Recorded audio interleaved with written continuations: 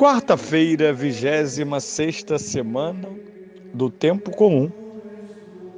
Eu sou o Padre Pedro Paulo e começamos agora mais um programa, a Bíblia no Mundo de Hoje. Bem, nesta quarta-feira, concluo as meditações sobre este belíssimo Evangelho, São Lucas, capítulo 16, 19 a 31, uma grande parábola dita especificamente aos fariseus, mas por que não a todos aqueles que o escutavam. 3 personagens terrestres e um celeste. Na terra, um rico anônimo e o pobre Lázaro. A parábola começa aqui no aquém morte, onde há situações bem determinadas, o homem de purpurelinho puro, o chagado e faminto Lázaro. A parábola, então, nos transfere para o outro mundo, quando ambos morrem e têm destinos opostos.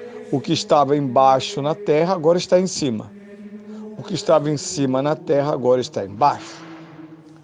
E, como disse ontem, esta figura do rico continua a pensar como tal. Ele quer dar ordens do inferno e estabelece um diálogo com Abraão. Primeiramente, pede a Abraão que tenha por ele o que ele não teve por Lázaro e por tantos outros pobres. Pai Abraão, tem compaixão de mim. É sim, só que é tardia a petição, porque a compaixão na terra nos adquire o direito à compaixão no céu. Perdoai-nos as nossas ofensas, assim como nós perdoamos a quem nos tem ofendido. É o amor na terra que deita raízes para o céu. A árvore forte no céu é aquela que enraizou a caridade e a fé em tudo o que fizemos. Além disso, me divirto muito com a solução dada pelo rico.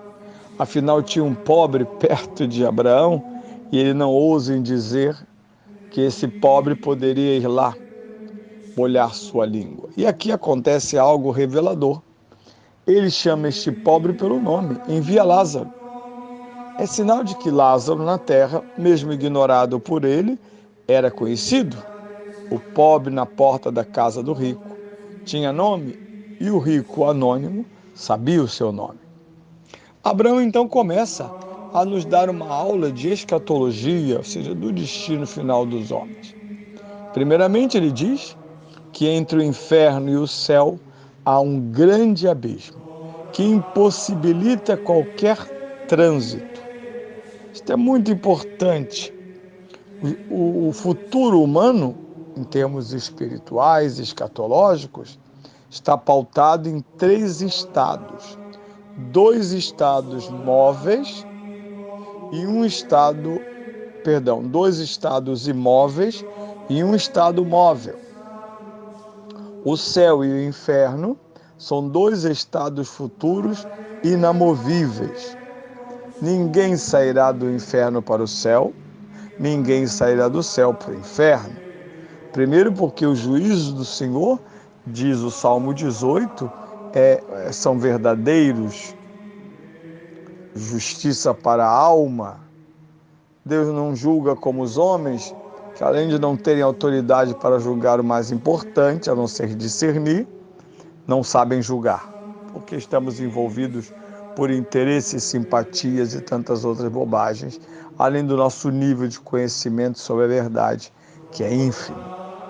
Portanto, os homens caminham para o futuro dentro dessas 2 hipóteses: ir para o céu, para a vida beata e eterna, ir para o inferno, para a vida miserável de dor e de sofrimento, longe de Deus para sempre.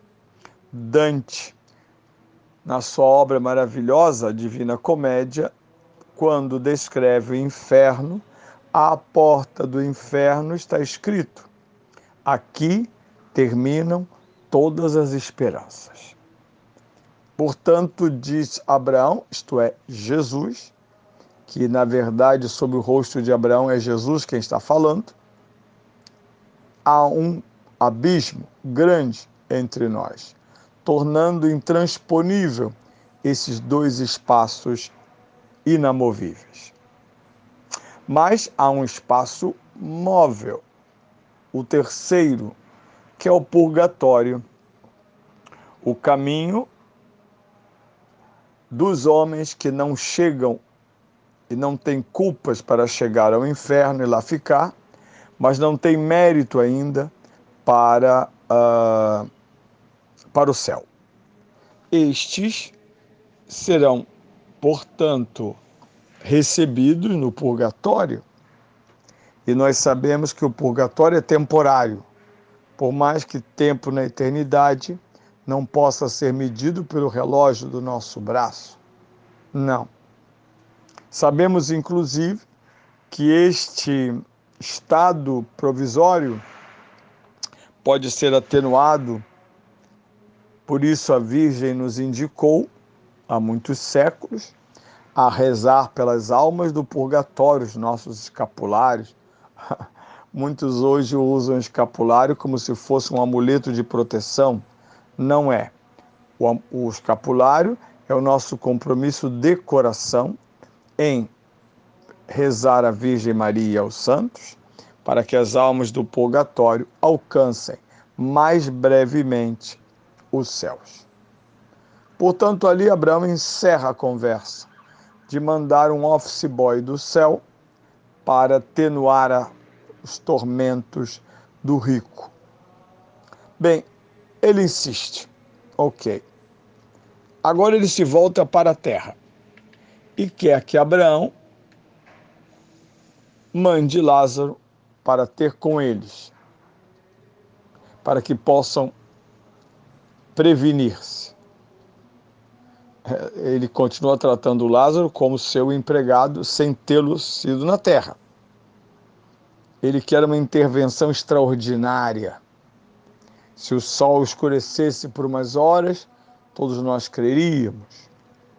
É a desgraça das igrejotas e seitas dos milagres. Elas vendem a fé através do milagre. Quase todos fake, o que ainda é pior. Aí as pessoas passam a frequentar esses ambientes na motivação dos milagres, os milagres como estruturas ordinárias. E ninguém disse que os milagres não são ordinários, muitos deles imperceptíveis, muitos milagres, ou seja, intervenções de Deus, a paganização, mesmo entre cristãos, tem chamado de sorte e azar. Muito bem. Mande Lázaro para advertir meus 5 irmãos. Abraão diz, não posso fazer e nem o farei, porque eles têm Moisés e os profetas. Veja que resposta magnífica. Ter Moisés e os profetas é ter a lei e a revelação. Os profetas, sobretudo, foram os mestres da ética e da religião em confronto. Portanto, a religião da lei dos profetas, se de um lado ela é mística, por outro lado ela é ética, é moral, é comportamento. A aliança implica numa forma de compreensão do amor de Deus, mas também de vivência da graça de Deus entre irmãos. Seria o estado ideal, a sociedade ideal. E os irmãos do rico têm a lei e os profetas, que os escutem. Em outras palavras, tu não escutastes a lei e os profetas.